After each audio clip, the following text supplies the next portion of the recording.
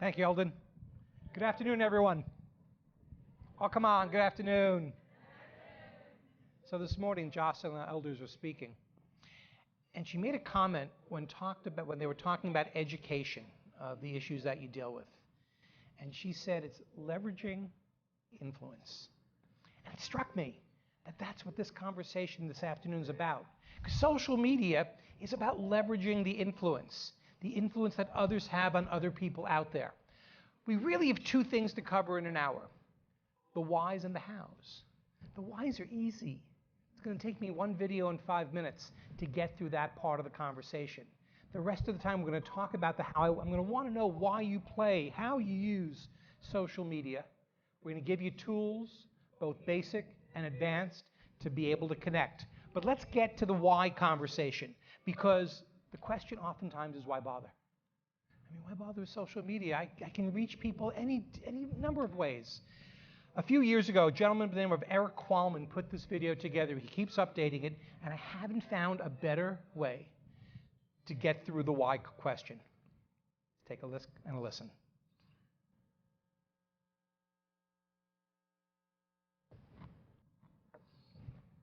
Okay, so we are not in sound, just watch the video, just music in the background.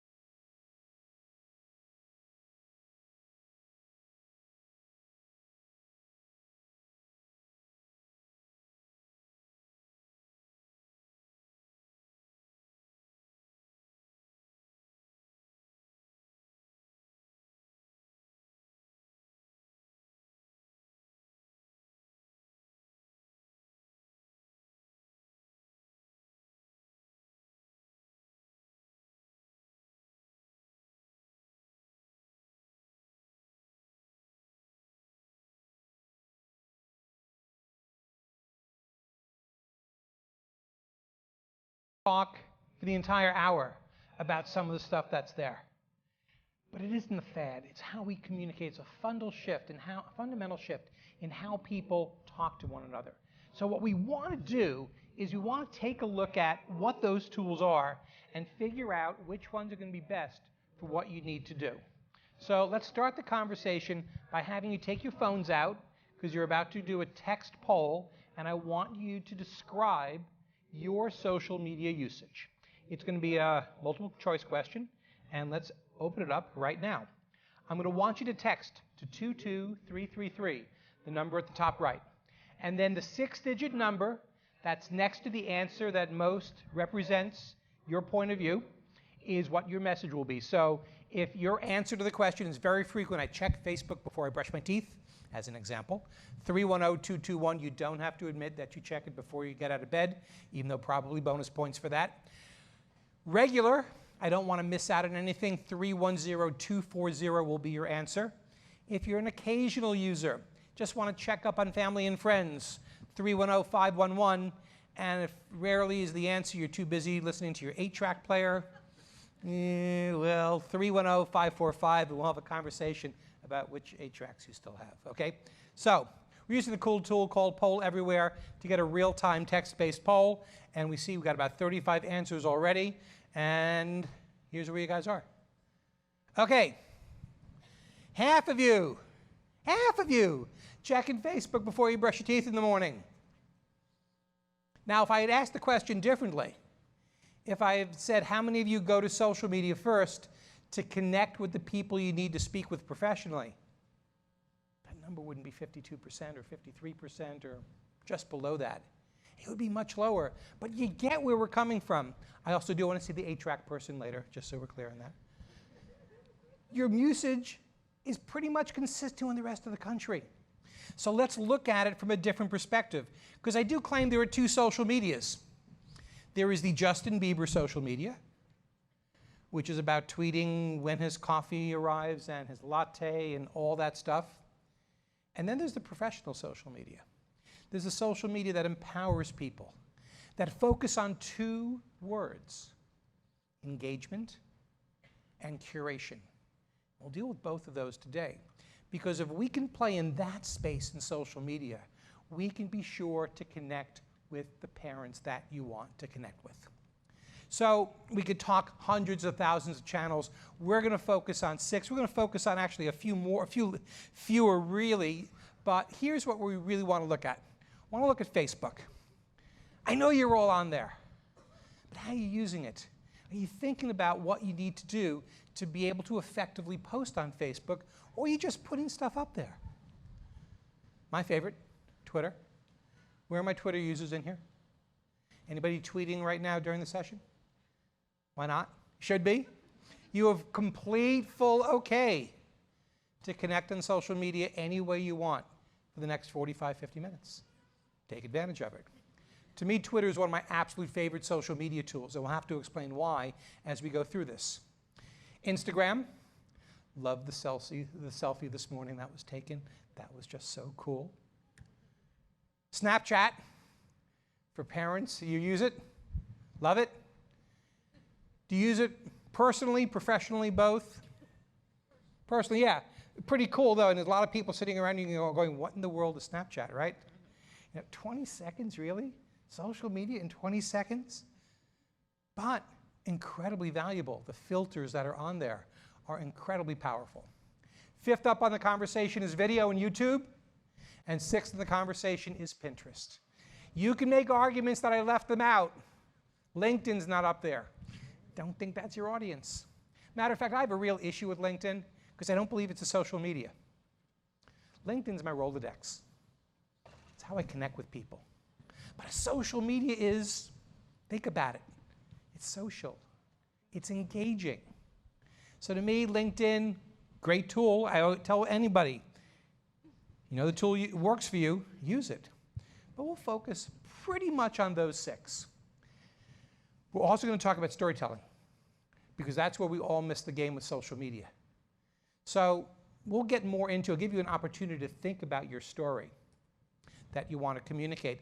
But let's just see a why and why not conversation. So why use Facebook to tell your story? Because everybody's there.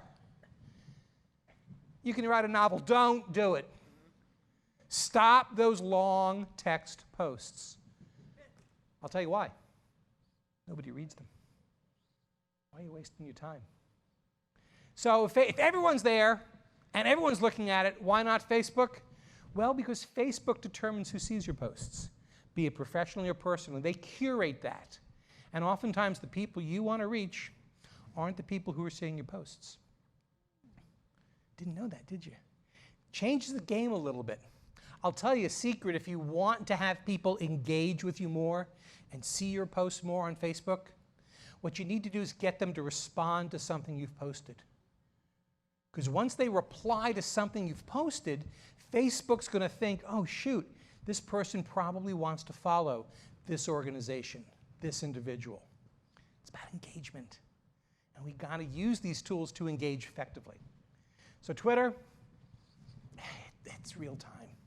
I mean, I've been on the Twitter bandwagon for years, but it was about 3 years ago when, to me, Twitter became the tool. And unfortunately, it happened at a terrible moment in our country. It was when the bombings occurred at the Boston Marathon. Remember that? Awful, right before the finish line? And we're all riveted to the TV, right? We're watching what in the world went on, who are the idiots that did this? And I kept remembering seeing the same thing, that they'd cut to the reporter in the field. And you know that's 3 seconds before they know they're on camera? They were all doing the same thing. They were looking in their phone. They were checking Twitter to find out what to report to us. And at that point I said, shoot, I got this all backwards. Why am I watching the news when I could be following it and filtering it properly on the social feeds? Why not? Well, I don't care what Justin Bieber had for lunch. Really don't care at all. But we have to filter. We have to curate effectively. And that's what makes social media a powerful tool for you. With Instagram, well, if you want to reach younger generation, it is the social tool of choice. No doubt about it. Can't put much text there, can you? Awful lot of hashtags, but not a lot of text. Cool. Just reinforces the fact that it's not about words. It's about visuals. Why not Instagram? Well, I don't think it's a great storytelling tool, but I know with the content that you have, you can prove me wrong. Next up in the conversation is Snapchat. Show of hands, how many people use Snapchat? 5, great. How many people know what Snapchat is? 7, great, good, good, good. Not surprised. It's not my preferred tool either. For those of you who don't know, Snapchat is a social media tool where images appear for not even 24 hours. 20 seconds is the normal time that it'll be killed.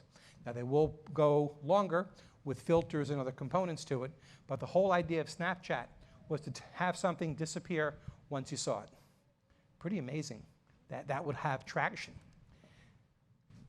If you're targeting teenage parents, that Snapchat, Instagram combination is probably where you want to consider spending some of your time posting in social. Messages have a short shelf life there. Again, text doesn't cut it. Visuals do. On YouTube, it's about video. Obviously, video has the highest level of engagement. Doesn't even have to be your video. But a video allows you to connect better. Why not with YouTube? I can't think of a reason. I really can't. They're all great, great tools to use. And lastly, on Pinterest, expecting moms using it hugely.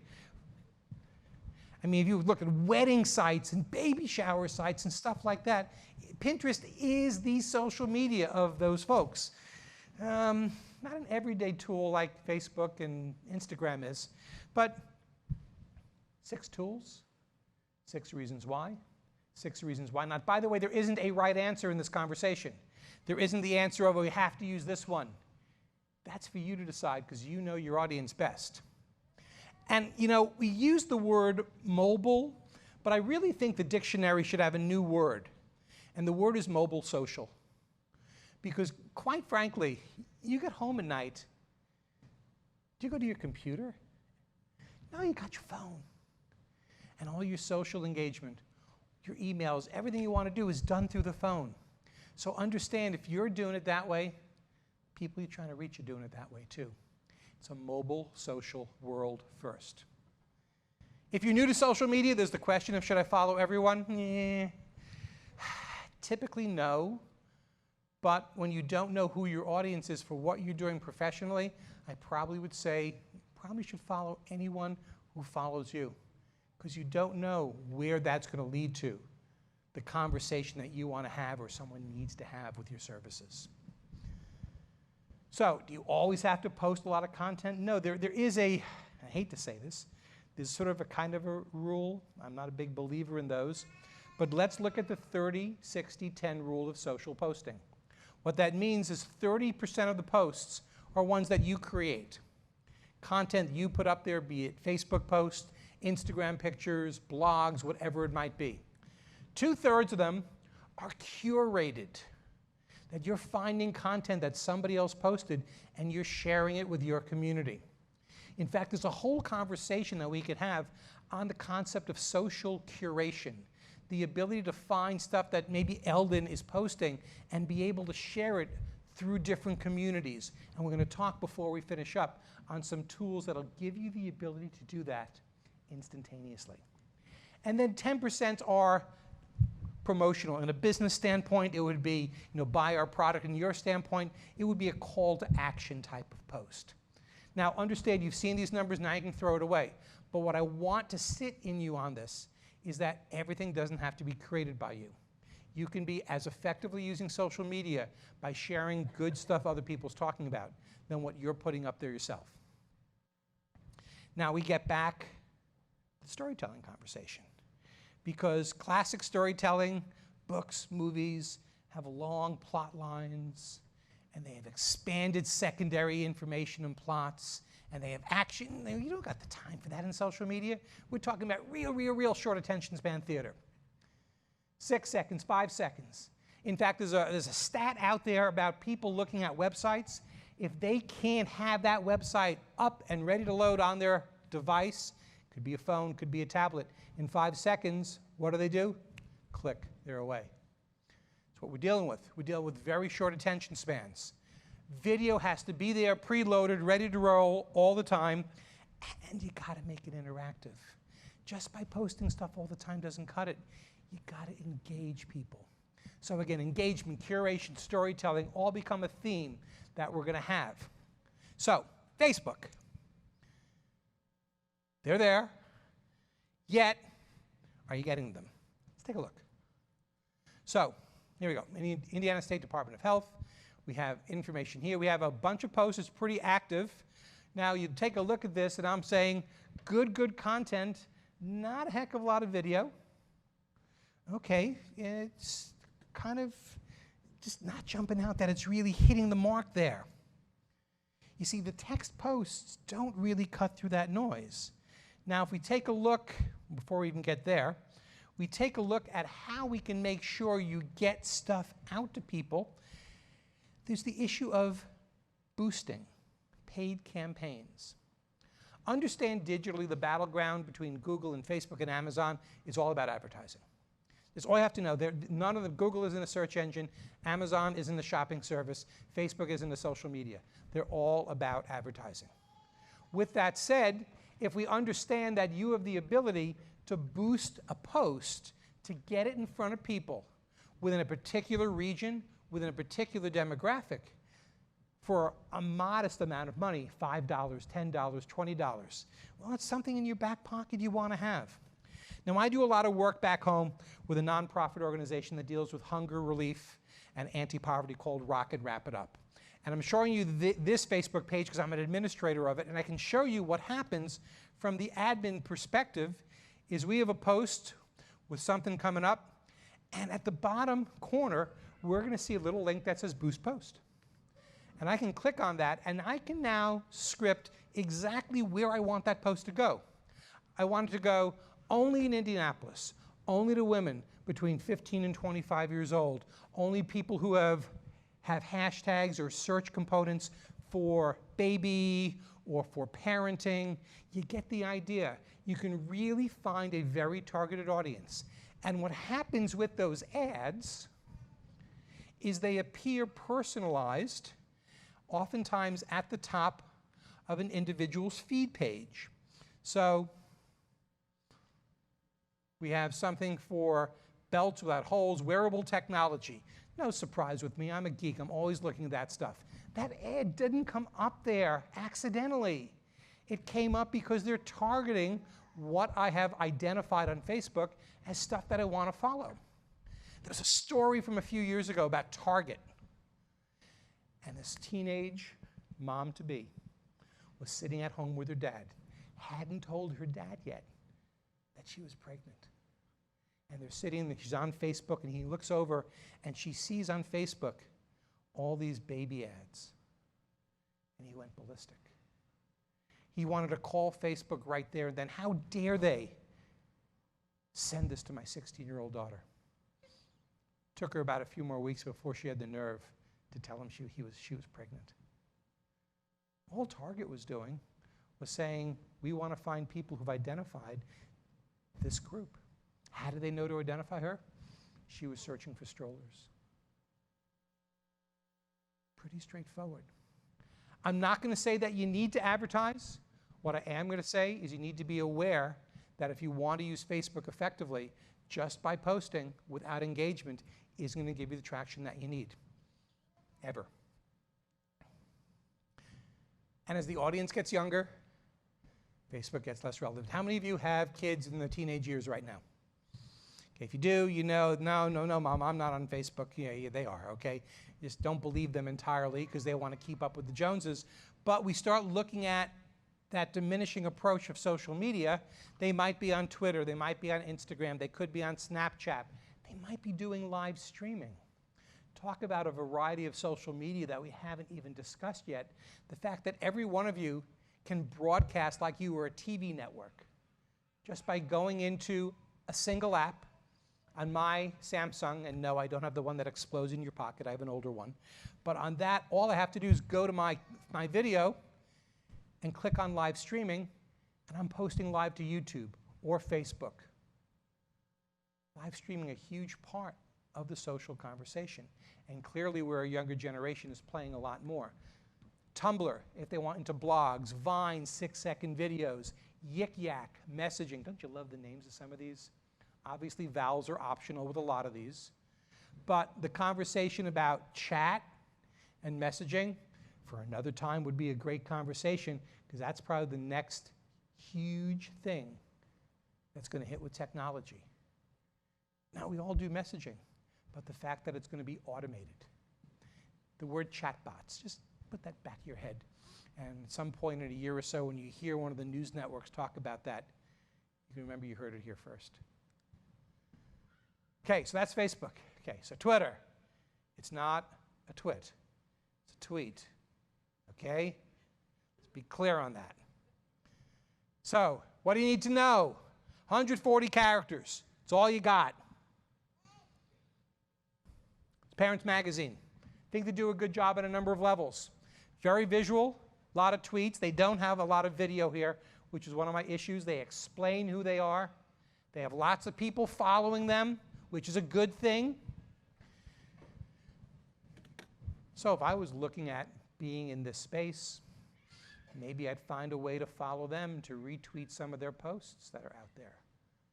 Clearly, it is all about getting content quickly out there. It's about always having a link. Shortened. URL shorteners, don't need to talk about those. Twitter does it automatically for you. If you wanted to know, Google has a great one called Goo, G-O-O.gl, that allows you to shorten any link, any big story article you find, into about 8 or 9 characters, put it into the text of the tweet, and give you stats on how many people opened that particular article. Cool stuff. It's also about the right hashtags. Those aren't, okay? Don't hashtag the world. You look like a dork if you do that, okay? Hashtag appropriately. Matter of fact, part of the conversation, if you've never played on Twitter, is which hashtag do you want to use? Some folks will say, oh, I'll create my own. No.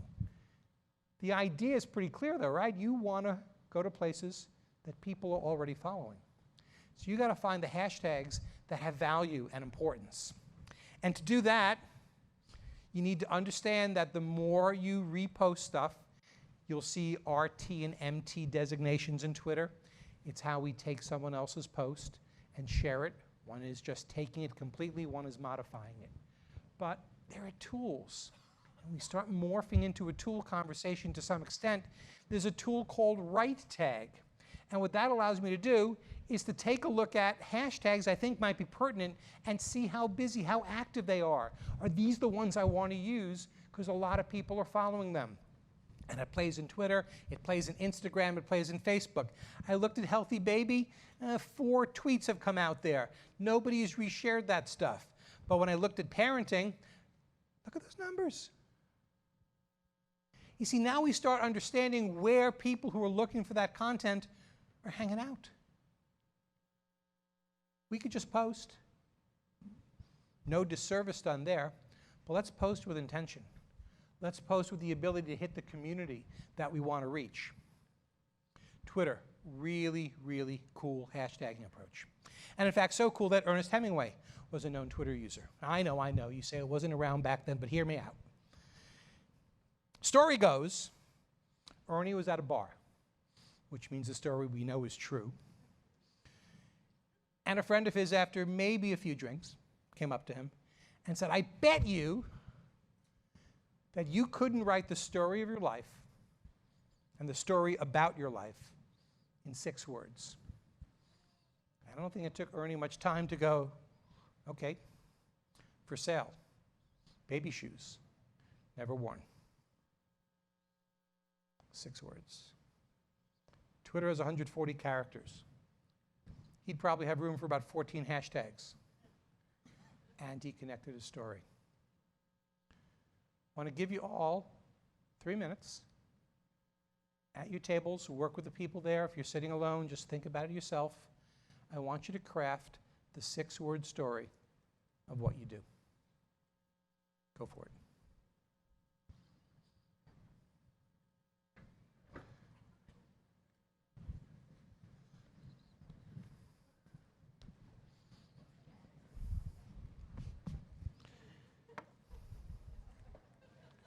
Yes.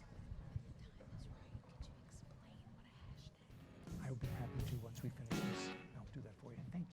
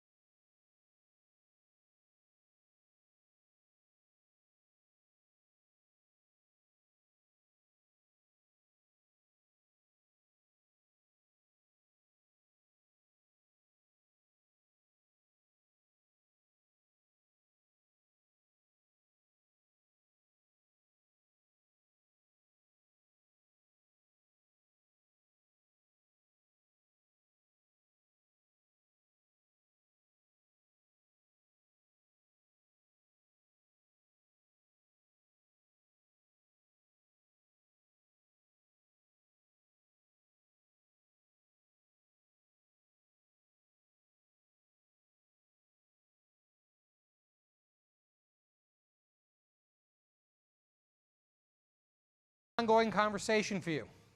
6 words. Can you keep it short? Can you play in the short attention span theater time that we're in? Really, really important, because if you can tell who you are in 6 words, Twitter doesn't become imposing at all. Shoot, you got about 10, 15 more words to go. Now, a question came up, and I want to take a step back, because oftentimes the conversation of what a hashtag is one that's never been defined. So let's just understand it really clearly. First of all, it's that number sign, which you should never call a pound sign again. It's a hashtag. So in Twitter, you'll see two different characters that are very, very popular. You'll see the @ sign. That's the person's username. The hashtag is the topic. It's the thread. It's the conversation. Think of it in terms of search. That a hashtag, if I was searching for parenting health,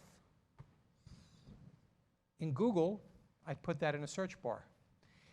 In Twitter, there might be people following that thread, following that word or those words. They tend to be, and they're always actually a single word. There's not multiple words there, but it's any sort of a thread of the content. And shoot, you can't watch TV anymore without seeing hashtags from news and TV shows at the bottom. It's just a way to have all the conversation about that particular topic be able to be shown within a single thread. So if I'm looking in Twitter and I want to go up to search here, and I'll type in hashtag parenting, what will come up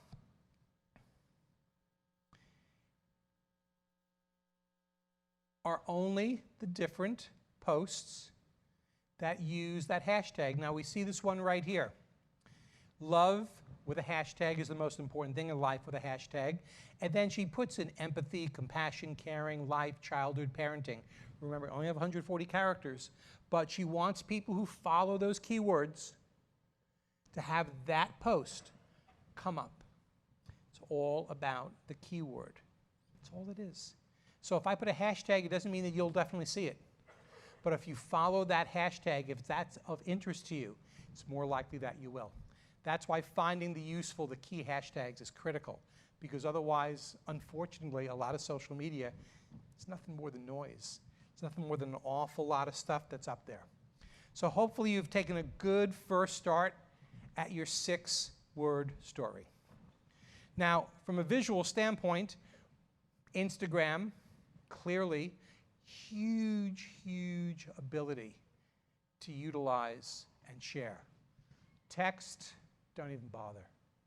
Lots of hashtags. The difference between Twitter and Instagram is on Twitter, you're limited to 140 characters, which means you're limited to the number of hashtags you have there. Successful Instagram use has a lot of hashtags. And the tool that we saw earlier, we're able to take a look at the most popular ones. You don't just want to guess. You want to post where your audience is. Pinterest. How many people in the room are on Pinterest? Those hands go up awfully quickly, too, when they're on there. Because it's a great, great tool for what you need it to do and what people want it to do. I mean, I have the parenting tips board up here. Now, how many people have contributed to a Pinterest board or have their own for their work? Have a particular board that you have? What's the name of the board? Right now it's Olaf from Frozen. And what are you posting? I didn't post anything on there yet. Okay, so you've started the board, you're just waiting to come up with some great ideas, so some inspiration, as it were. Yeah. Perfect. 3 words, okay? And this is true not only on Pinterest, but across all social media, but they have to be followed in this order. Ready, fire, aim. Stop waiting. Get the stuff out there posted. The more you wait, the more you go, you know, it could have been a little better. No, it's not how social works. Social's about the vibrancy of the now. So just get the stuff out there and use the board. And who knows what's going to happen from people seeing it and sharing other content. YouTube. Got an idea that we need to have video as part of everything that we do. If you don't have that idea by now, you need to. Stuff from last year's conference. One thing I'd always suggest to organizations is putting together a really good page. I'm going to go back to the parent side again because they've done a few things that really make this stand out. They have a good, cool picture up here, but even more so, they have a setup where a video will play the minute I come to their page. So they're essentially telling people, this is what we want you to see, being part of this page. And then once you capture them in, they subscribe, and as you post new videos, they'll always get it in their YouTube feed. Video is such an essential part of what we're doing, trying to communicate. The game's completely changed. It's not about words anymore. And I hate to say that because I love to read and I love to write, but if I want to connect with people, it's about imagery, it's about video. So we have about 15 minutes left. And we've talked about the 6 basic tools, and a little bit about each of them, some more than others. But some of you already have come in here knowing that. So the next level of the conversation is the conversation about customization and aggregation. Customization meaning let's customize what our social feeds look like. And aggregation, how we can take information from various areas and bring them into a single tool. I mean, wouldn't it be really cool if instead of going to Facebook and Twitter and Instagram, you can go to one site and see all the feeds together? And they're out there, and they're out there for you to use free of charge. So the value of customization is professionalism. It's the reduction of time. Because I know what you're thinking right now is, shoot, if I do all this, I'm going to spend 8 hours a day in social media. It's not what I want.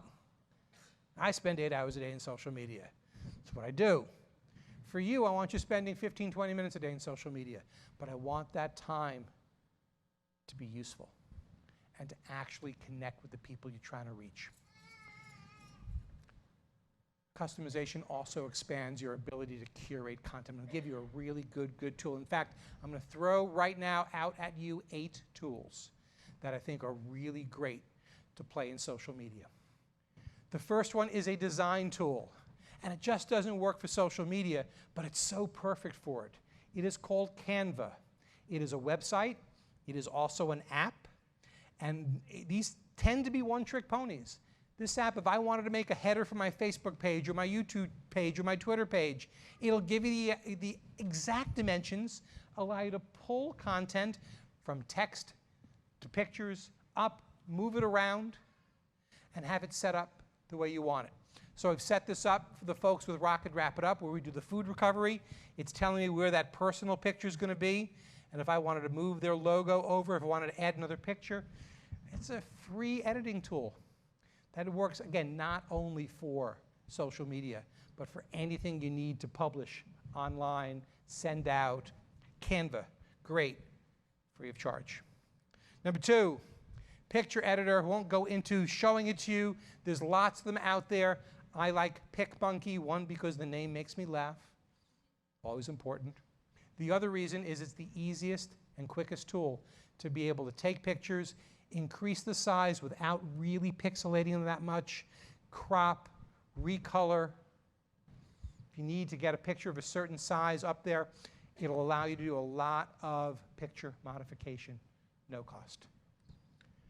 Number 3, could be the most important tool in the conversation in the concept and category of aggregation is HootSuite. HootSuite. And HootSuite allows you, tell me to wake up right now so we can take care of that.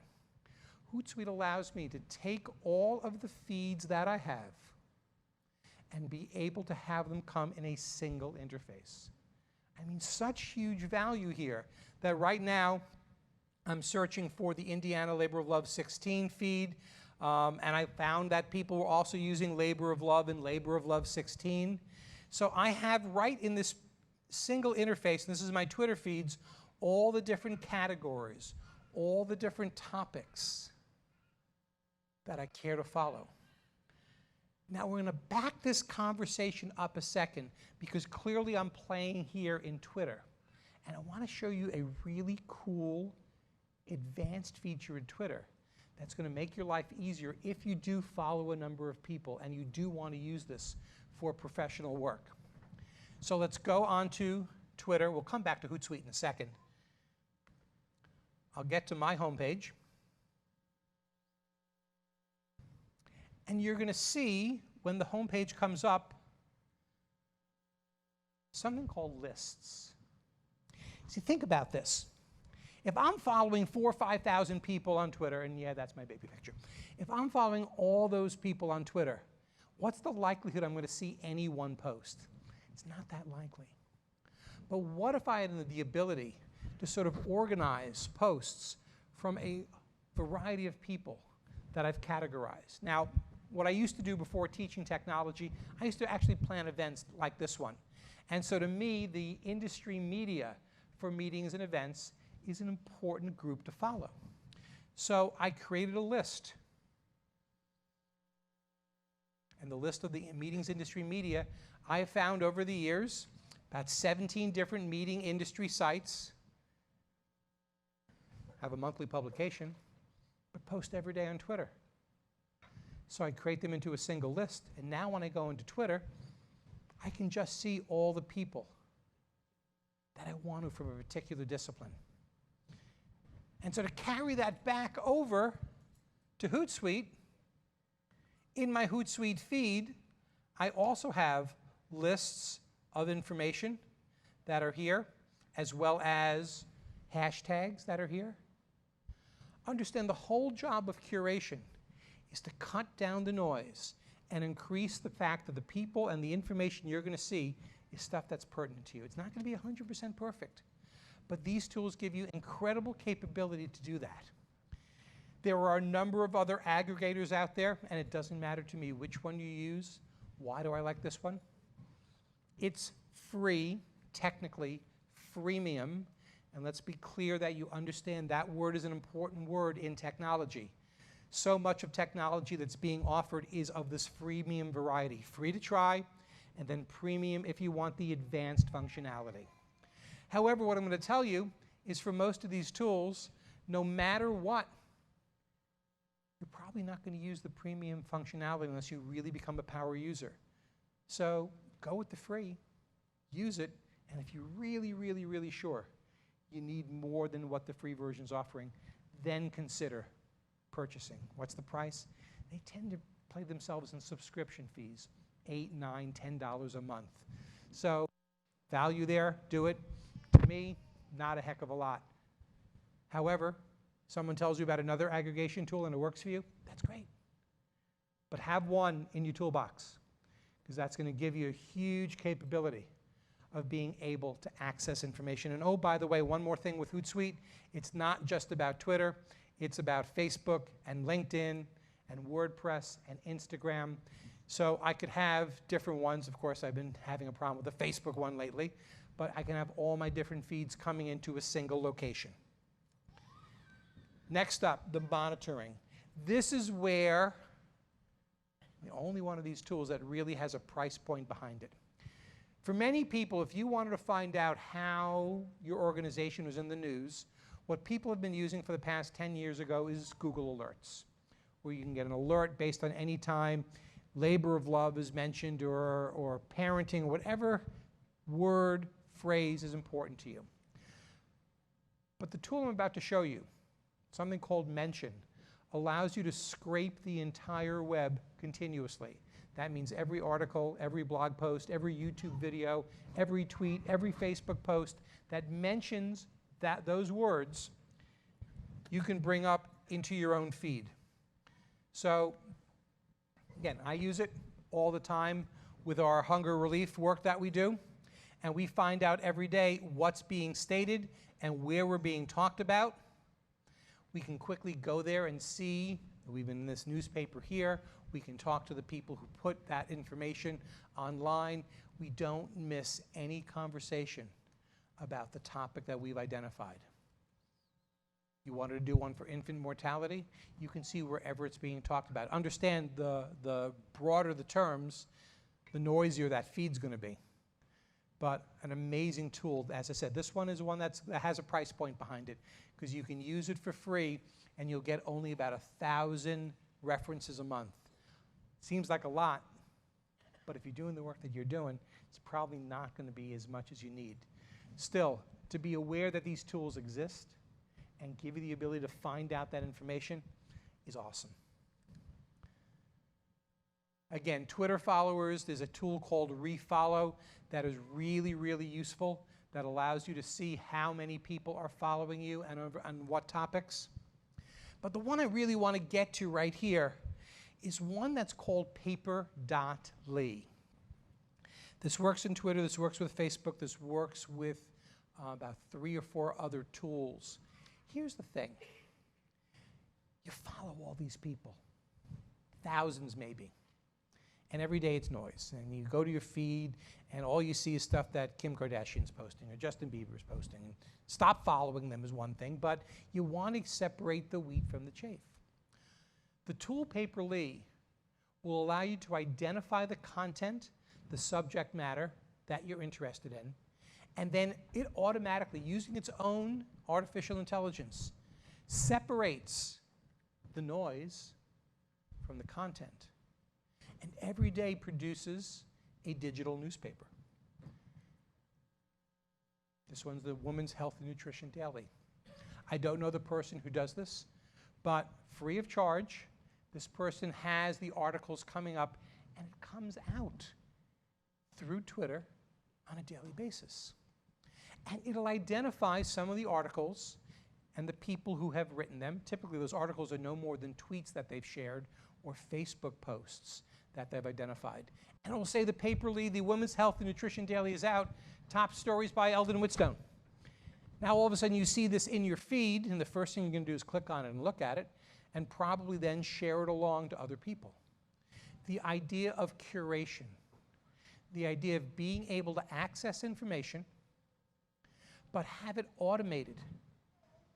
Get organized, filter out the stuff you don't want, and identify the stuff that is of importance. You ask how it works, and it is artificial intelligence, so they obviously have a series of filters behind the scenes. And if you ever wanted to work on it, you could search for any topic you wanted in here and get these papers coming in, subscribing to them just like you would a regular newspaper.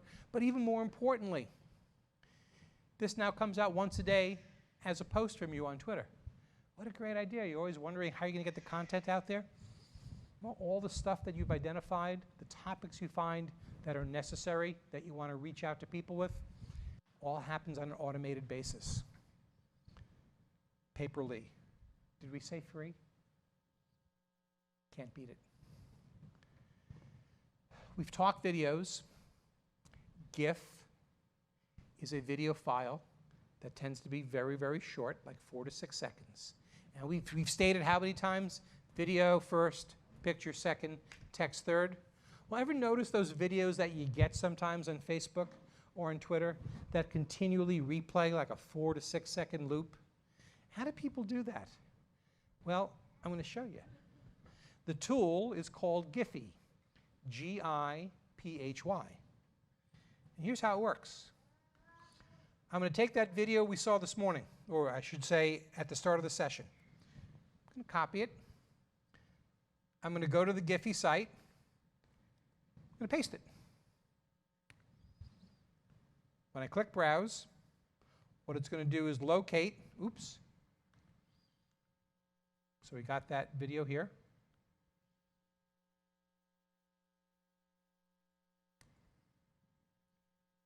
It should be a valid URL, but let's do this.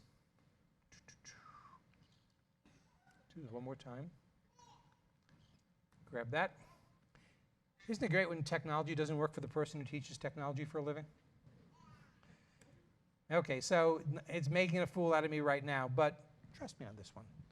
All you need to do, and it's going to work beautifully right after the session's over, is you're going to take that URL, you're going to put it in there, you can then tell it where to start and where to end, and you'll cut out your 4 to 6 second video instantaneously. So you see a great post from somebody, obviously get permission first. I'm not going around that conversation.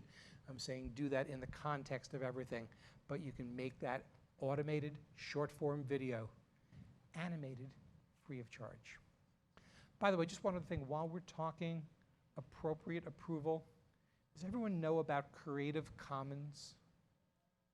30 seconds on a really important website, because anytime you use an image or use a video, you don't know who the copyright holder is. Now you can search in Google for what they call Creative Commons license. But you can go to the Creative Commons website, creativecommons.org, search for a picture, and it will tell you what pictures are there that people have given the okay to be reused, sometimes even reused and modified. Great, great tool to make sure that you still respect the creator of the content, yet at the same time can use the images or the videos that you want. Last on the process is automation. My power users out there. If, also called IFTTT, stands for if this, then that. And the only way I can describe it is its Outlook rules for social media. You know, you get an email from your boss, and Outlook rules allows you to put it into a high priority envelope, high priority folder, so you don't misplace it or lose it or it gets sent to the trash. IFTTT does that for social media. Example, if this conference is mentioned on Twitter, you can give it a rule to automatically retweet it. Or you can give it a rule to save the username of the person who posted it so you can follow them later. Or you can take that video and automatically put it on your YouTube channel. You see, the tools that we talk about with respect to aggregation and taking content and filtering it out, these are the tools when you start playing with social media, give you the ability to save endless amounts of time. Don't start playing with this until you're more comfortable with social media, but as you get to that level, this is that next step, IFTTT, also called if. So we review the tools that we have. We talked about Refollow, we talked GIPHY, we talked about HootSuite, PicMonkey, Mention, Canva, Paperly, and if. That's a full toolbox of really cool, useful social media tools. So as we wrap up the hour we've had together, I have one last question for you. And that's, what's your best takeaway from this session? So take your phones out once again, and we'll do one more poll. Pretty simple approach. 22333 is going to be, we text to, if we can bring that on the board.